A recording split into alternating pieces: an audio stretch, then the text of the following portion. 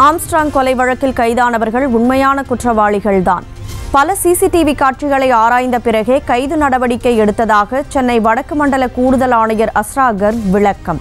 CCTV அனாலிசிஸும் பார்த்த பிறகு circumstantial evidence பார்த்து அவங்களோட கன்ஃபெஷன் பார்த்து அவங்க யார் யாருடைய டீம்ல இருந்திருக்காங்க, முன்னாடி எப்படி கூட இருந்திருக்காங்க எல்லாம் பார்த்த பிறகு தான் அவங்களுக்கு அரெஸ்ட் பண்ணி. ஆற்காடு சுரேஷ் கொலைக்கு பழிக்கு பழியாகவே ஆம்ஸ்ட்ராங் கொலை நிகழ்ந்துள்ளது.